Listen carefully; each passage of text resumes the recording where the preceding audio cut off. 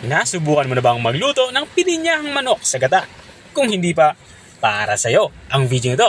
Dahil dito ay magluluto tayo ng pininyahang manok sa gata.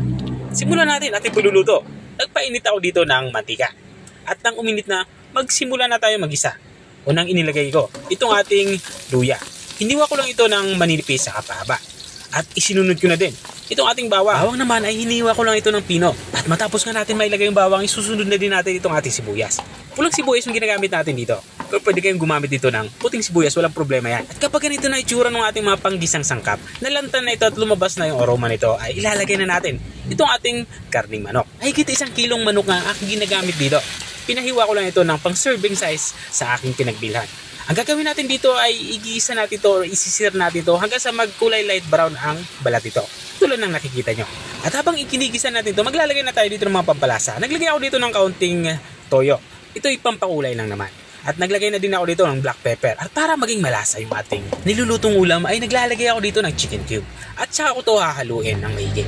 At kung nanonood ka pa rin hanggang dito sa parte ng aking video, ibig sabihin ay interesado ka sa aking niluluto. Baka pwede mo naman i-comment kung taga saan ka para alam ko kung hanggang saan umabot ang aking video. Balik tayo dito sa ating nilulutong ulam. Dito nga sa parte ito ay nilalagyan ko ito ng gata. Kaya nga tayo gagamit dito ng tubig. Ito na yung magiging sabaw niya. At matapos natin malagyan ito ng gata, ay tatakpan natin ito. Lulutuin natin ito ng mga 15 to 20 minutes. Mabilis lang naman kasi maluto yung manok. At makalipas nga ng 20 minutes ay binuksan ko na nga ito. Ito naman ay ilalagay na natin ang ating mga panghalong gulay. Mayroon tayo ditong patatas at mayroon din tayo ditong carrots. At matapos natin mailagay yung patatas sa carrots ay haluin lang natin ito pa ilalim para pabilis itong maluto. At habang nga tayo nagpapatuloy sa ating pagluluto, gusto ko lang i-shoutout ang mga masusugid nating mga taga-subaybay. Big shoutout nga kay Ma'am Morailin Usuid ng Saudi Arabia. Ito rin kay Ma'am Ani Cabrera ng San Fernando, Pampanga.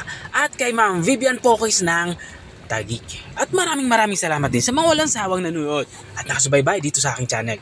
Balik tayo dito sa ating nilulutong ulam. Dito nga sa parte ito ay halos patapos na din ako sa aking pagluluto.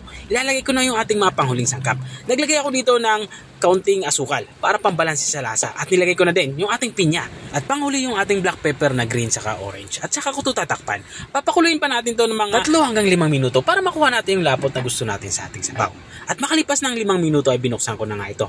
Dito nga sa parte ito ay kuhang-kuha ko na yung gusto kong mangyari sa ating sabaw. Sobrang lapot na nga ito at nakakatakam. Kaya ano pang hinahantay natin? Kain na tayo. Ito na nga yung ating pininyang manok sa gata. Kung nakarating ka hanggang dito sa dulo ng aking video, maraming salamat sa panunood. At kung nagustuhan mo naman yung bago nating recipe ng ibinahagi, baka pwede mo naman tong i-share. O siya, hanggang dito na lang ako. Kita ulit sa mga susunod kong mga videos. Paalam!